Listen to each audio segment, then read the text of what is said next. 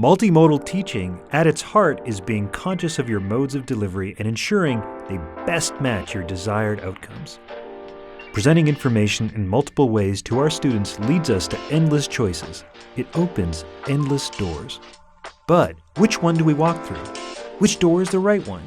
Or are there multiple correct doors? Are some doors secret traps? Let's take a step back. Although I had served as a marker for an undergraduate course, survived a master's teaching practicum, and even attended sessions from the Center of Teaching and Learning, CTL, when I first entered a class of my own to teach, I froze. I couldn't speak.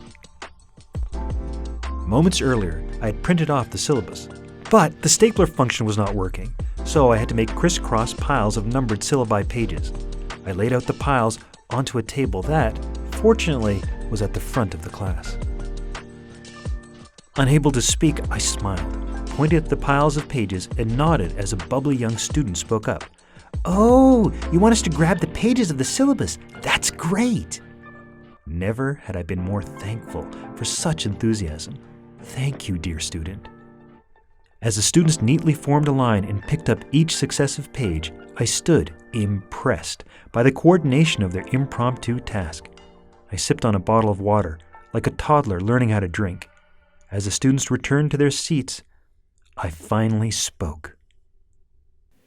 The night prior, I struggled to come up with a joke to start the class, and I finally got to try it.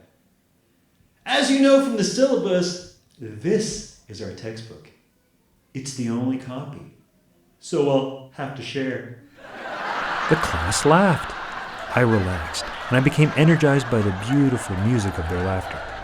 I handed the book over to the bubbly student. If you want, take a look at the textbook and pass it around, please. The learning commenced, for my students and for me.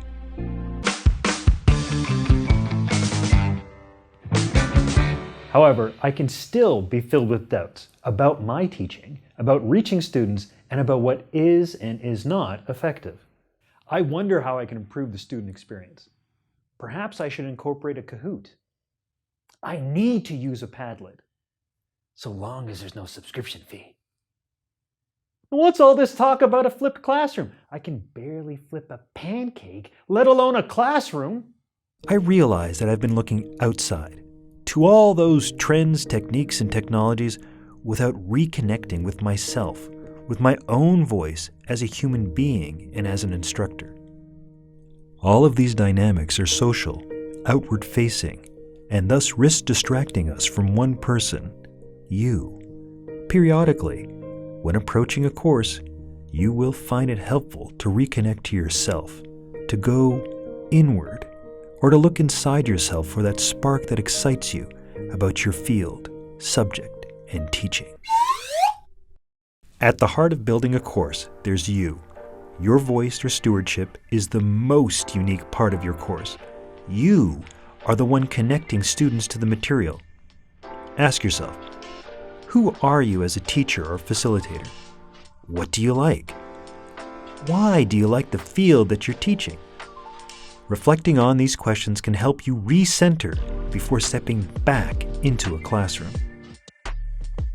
When we only look outward to affirm our teaching, we may get a little distracted. For instance, I recall how one of my old professors leads a class with a slow, deliberate style that is exacting, precise, and not without moments of hearty laughter. Another professor I respect brings piles of books to class, so he's ready to creak open those books if there's a question he cannot handle.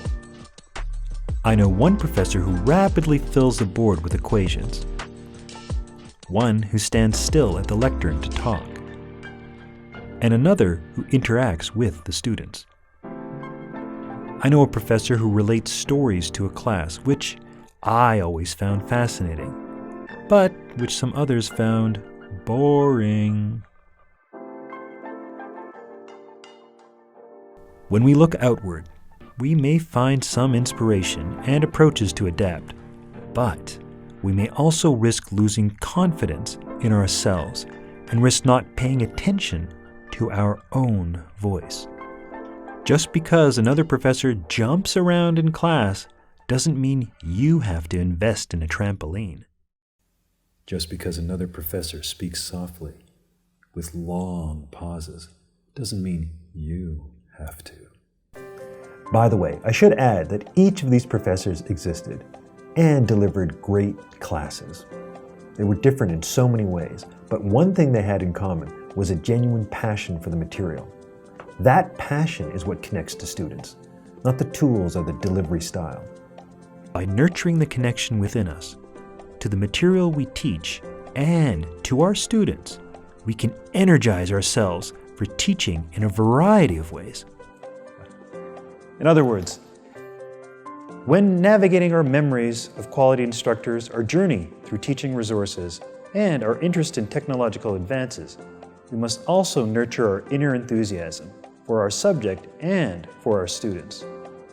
Navigating from such a basis reminds us that our voice helps us adapt the various methods, approaches, and tools in our search to find what best suits our teaching, our context, and our students. The multimodal magic approach is rooted in the instructor's voice. From chalk and whiteboards to PowerPoints and virtual reality, anything multimodal is a tool that expresses the instructor's voice, and that voice connects students to the material.